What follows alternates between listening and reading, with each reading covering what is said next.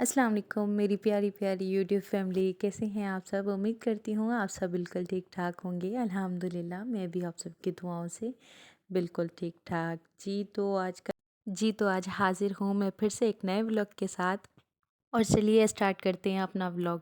जो व्लॉग मैंने बनाया है तो मैंने कोई ख़ास शूट नहीं किया।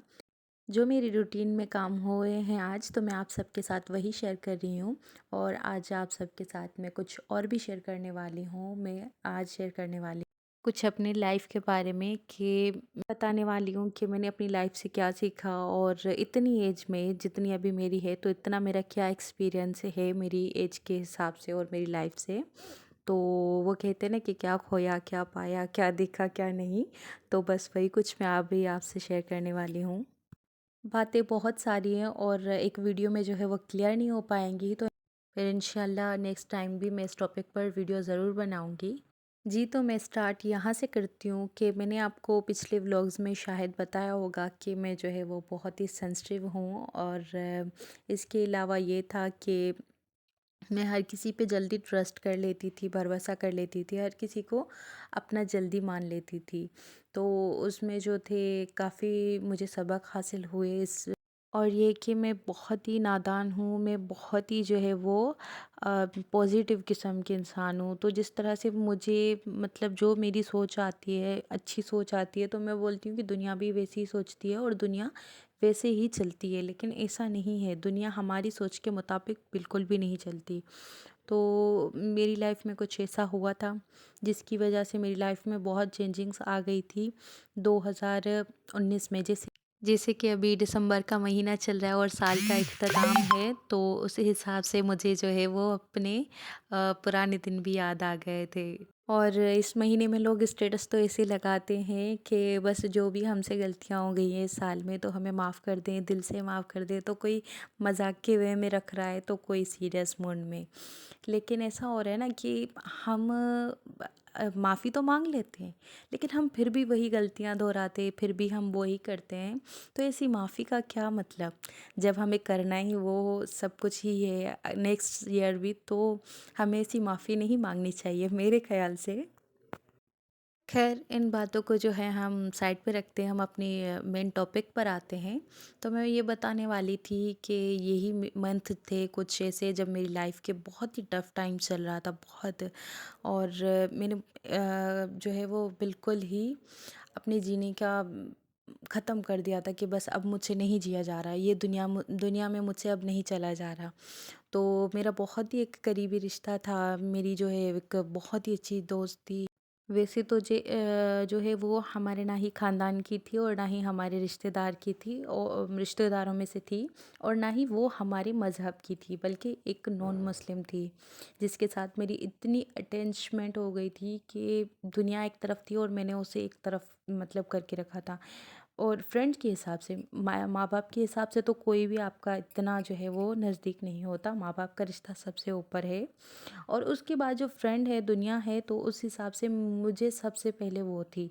और उसकी जो है वो उसकी तकलीफ़ दुख सुख में जो है वो मैं हमेशा उसके साथ थी। उसकी तकलीफ़ में मुझे तकलीफ़ होती थी, उसके दुख में जो है वो मुझे दुख होता था। मतलब ये नहीं कि एक दोस्त है तो बस दोस्त की हद तक, हम दोस्तों की हद से भी ज़्यादा हमारा रिश्ता जो है वो गहरा बन। और वो मुझसे एज में भी बहुत बड़ी थी, मतलब मेरी अम्मी की एज की थी, लेकिन उसने खुद को इस तरह से मेंटेन रखा हुआ है कि जो है वो इतनी बड़ी नहीं लगती थी। मेरे साथ बैठती थी तो मेरी मतलब बहन ही लगती थी।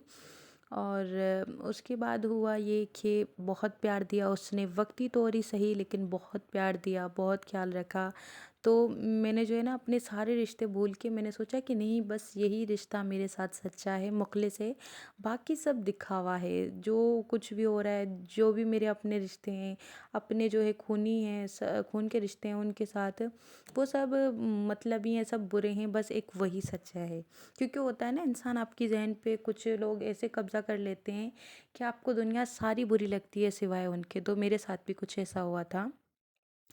तो फिर ये हुआ कि 2-3 साल बाद मुझे जब पता चला कि ये जो मेरे साथ चल रहा है ये कोई रिश्ता नहीं, ये कोई दोस्ती नहीं, ये कोई हमदर्दी नहीं, ये जस्ट उनका मतलब था। और उनका जो है कभी-कभी ऐसा होता है ना कि मेरे जैसे जो भोले इंसान होते हैं ना, तो वो बस ज़रिया बन रहे होते हैं और हमें पता नहीं चल रहा होता कि हमारे पीछे क्या हो रहा है, क्या नहीं हो रहा।